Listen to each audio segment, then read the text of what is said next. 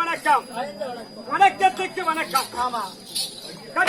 கற்றோர் கருணை உற்றோர் அமர்ந்திருக்கிறார்களே, இவர்கள்தான் நம்ம பெற்றோர்கள் இல்லையா?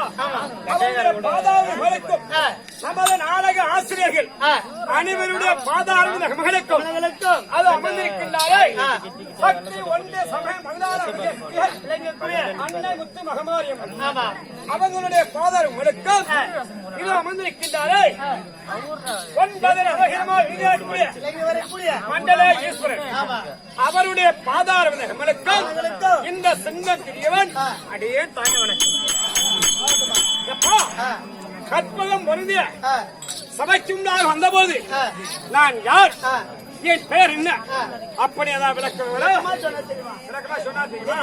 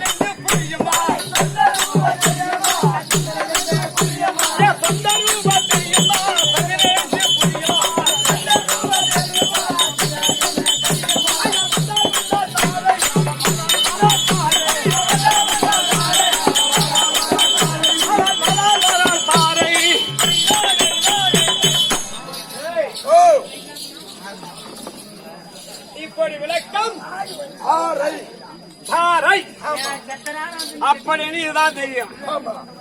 நான் உண்மையிலே பெண்ணுதான் உண்மையான அல்ல. 9 நவகிரகத்திலே ஒருவனாகிய இரவிலே ஒளி குடிக்கக்கூடிய சந்திர பகவான்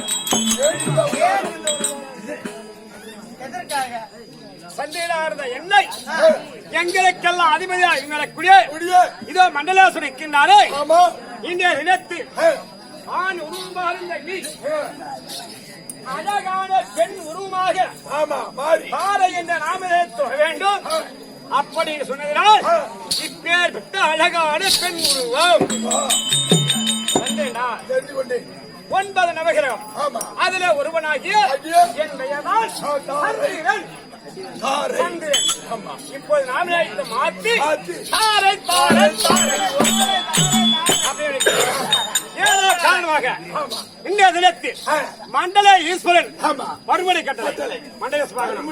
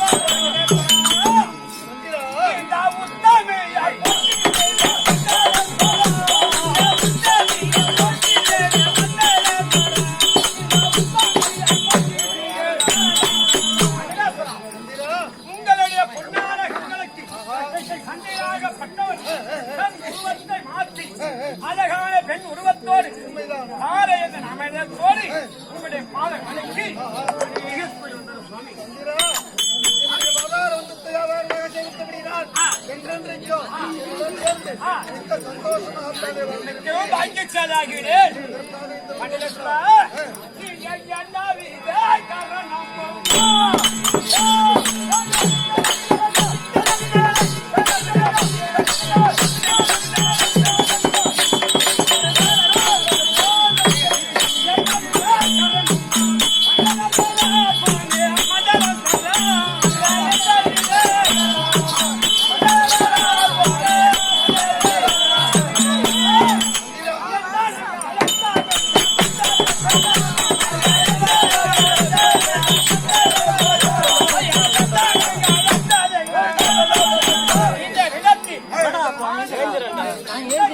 அழகான பெண் என்ன காரணம் விளக்கம் விவரம் உங்களை மட்டும் இந்த உருவத்தோடு நிறுத்தவில்லை. நம்முடைய நவக்கரம் நடந்து இருக்கக்கூடிய தேவர்களுக்கெல்லாம் திருவாவளிக்கு வரக்கூடிய பகவானை பிரகஸ்பதி ஐயராகத்தானே நியமித்து இருவருக்கும் மனமுடித்து உங்களுக்கு மனைவியாக நியமித்திருக்கிறேன். ஆனபடியால் இந்த தேவர்களுக்கெல்லாம் குருவாவளிக்கு வரக்கூடிய பகவான் பிரகஸ்பதி ஐயர் என்ற நாமதேயத்தோடு வரட்டும். மற்ற சுந்தரிகளை பேசலாம்.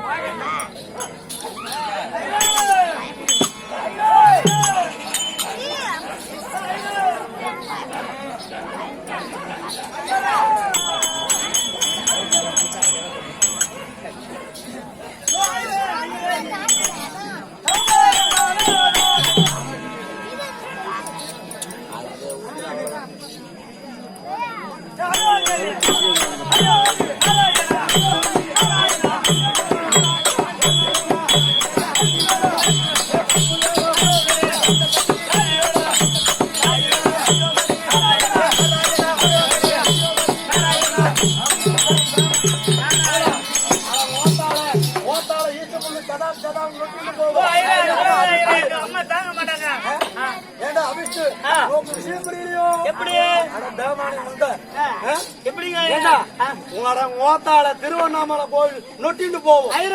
எங்க அம்மா தாங்க மாட்டான்.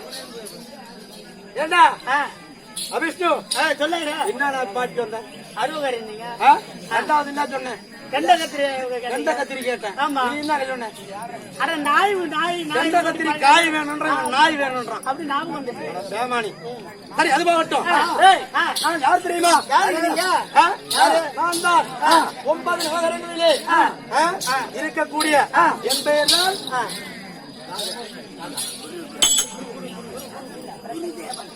குருதேவன். 9 கிரகங்களிலே குரு பகவான் நான் தான். ஆனால் மண்டலாதிபதி ஆகிய கூறக்கூடிய மண்டலேஸ்வரன் என்னை எப்படி வந்திருக்காரு? பிரகஸ்பதி ஐயராக வந்திருக்காரு. நான் உருவு மாறி மண்டலேஸ்வரனை பார்க்கிறேன்.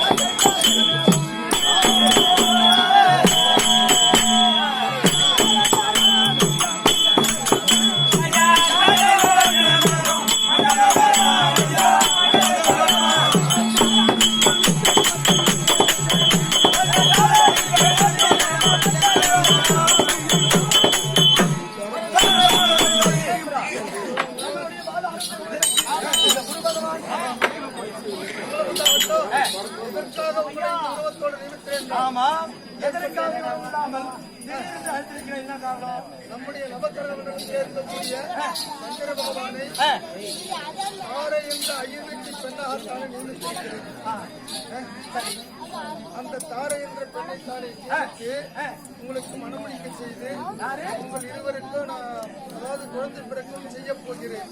ஆனபடியாலே யாரு சந்திர பகவானை எனக்கு மனைவியாக தாரை அவனுக்கு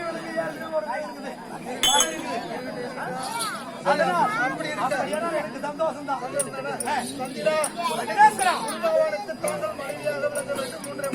ஒரே ஒரு விண்ணப்பம்.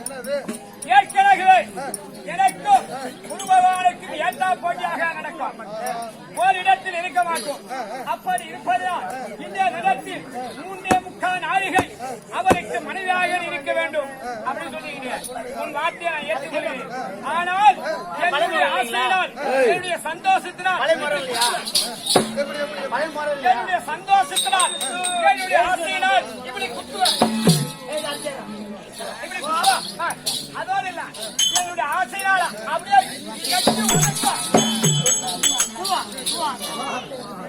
எட்டி உதைப்பேன். இதுக்கெல்லாம் சக்தி மட்டும் 3.25 நாள் இல்ல, 3 மணி நேரங்கள் கொண்டாடி அப்படியா?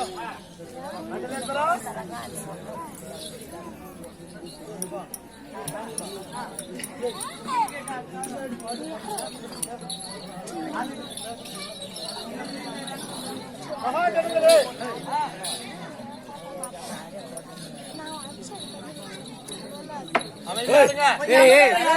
பேசிட்டே வந்தீங்க.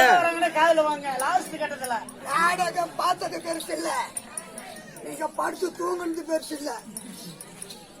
அதிக பகவான் இந்த கிராமத்துக்கு எப்போது வந்தார், அவர் இருக்கிறது என்ன அப்படிங்கிறது இப்பதான் விளக்கம்.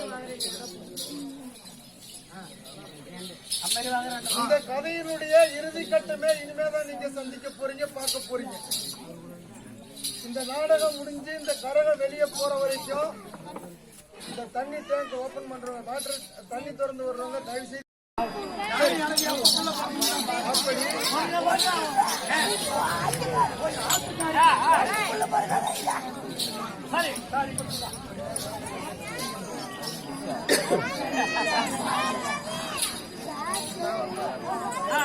அப்படி அப்படி நீ பச்சை பிள்ளையை நீயே அந்த குழந்தையை கொலை செய்து விட்டு இந்த ஜானகி வந்து பயிற்சி நம்முடைய நோக்கம். நான் பெற்ற பிள்ளை நானே குறித்து அந்த ஜானகி மேல் பழி சுமத்த வேண்டும். நீ நந்தவனத்திற்கு செல்வது போல் அந்த காசி மாநகர் கங்கை நதி கரைந்து சென்றில்லையானால் நானோ என்னுடைய வாக்கியினால் அந்த திருவாஞ்சலத்திற்கு மனைவியாகிய ஜானகியை தெப்பம்போல் செய்து கரை ஒதுங்கியிருக்கிறேன். அங்கு சென்று பார்த்தால் இந்த ஜானகியாகப்பட்டவர் இருப்பார்.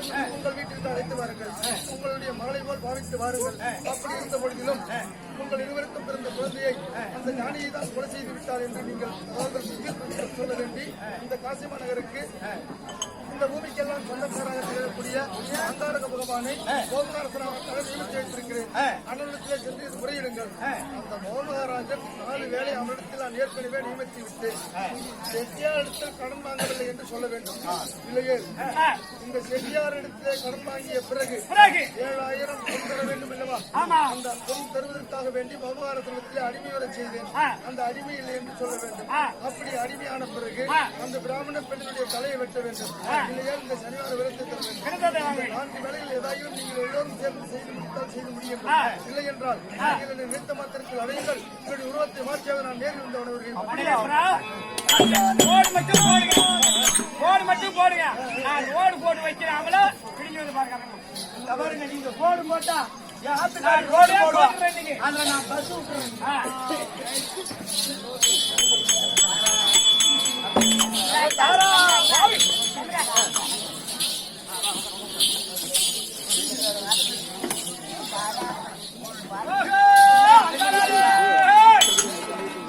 ஐயா தனிகள் சாரணம் ஐயா.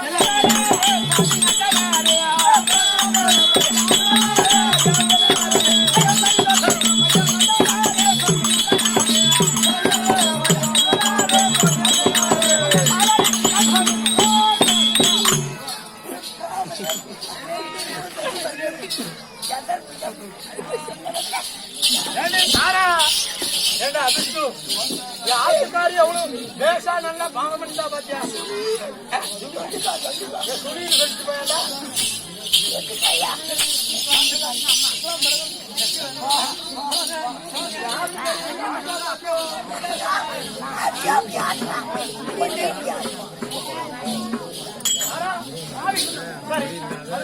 பகவான் நீங்க அடிச்சலைக்கு சென்று அந்த ஜானகிய அப்படி லேசா வீட்டு கூட்டுவாங்க.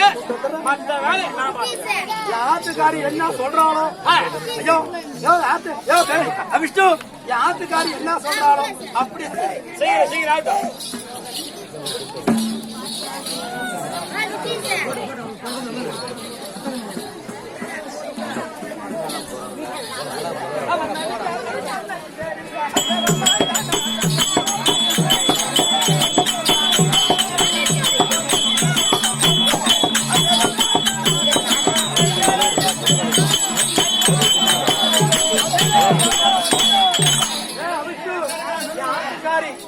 நதிக்கரைக்கு சென்று போய் வர சொன்னா. ஆனா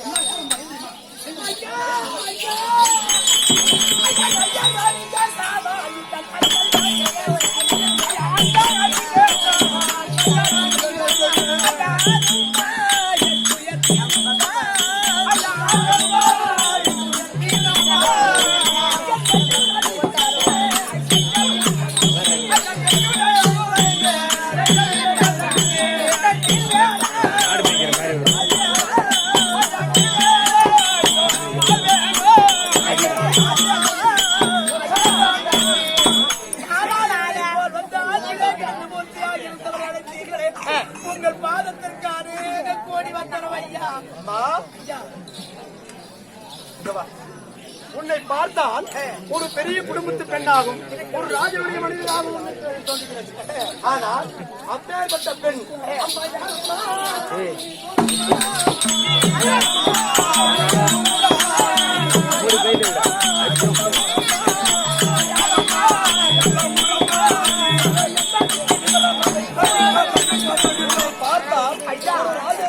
ஒரு மனைவி போல் தெரிகிறது. அப்படி இருக்கும்போது இந்த நதிக்கரையோரம் பார்த்திருக்கிறாயே, யாரு பேர் என்ன?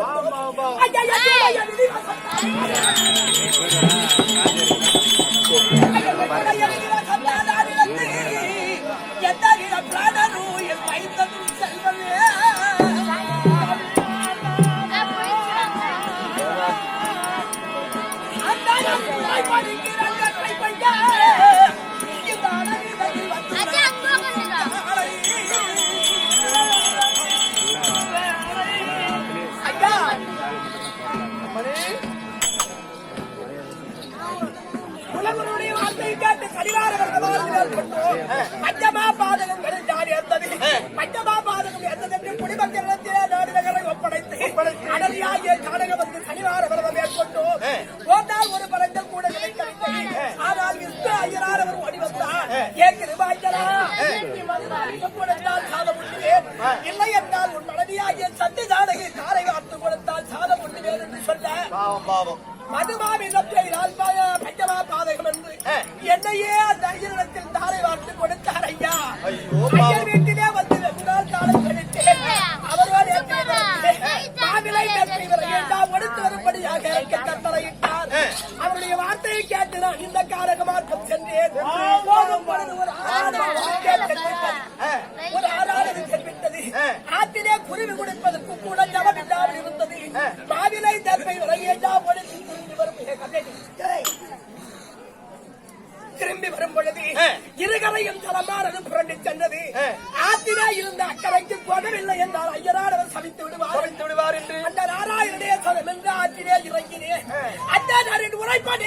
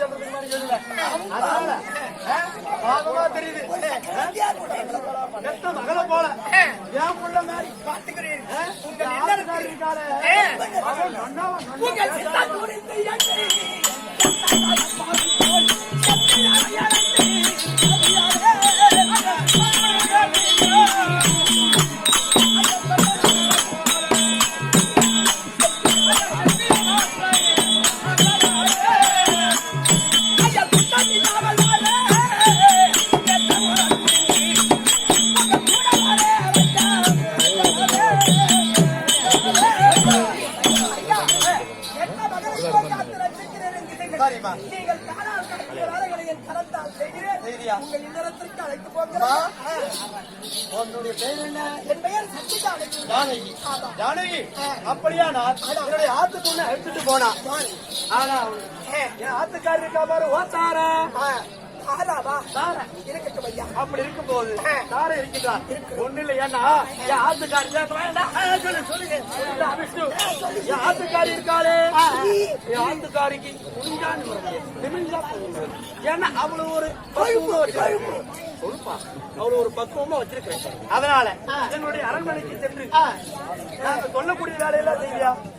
ஏன்னா நீங்க காலால் காட்டிய வேலைகளை என் கரத்தால் செய்கிறேன் ஐயா. ஒண்ணு இல்ல, சிம்பிளான வேலை தான். காலையில எழுந்திருச்சு சாணம் கரைச்சு ஒரு ஏக்கர் அழகு. அது அந்த அம்மா சொல்லுவாங்க, நான் பாத்துக்கிறேன் ஐயா.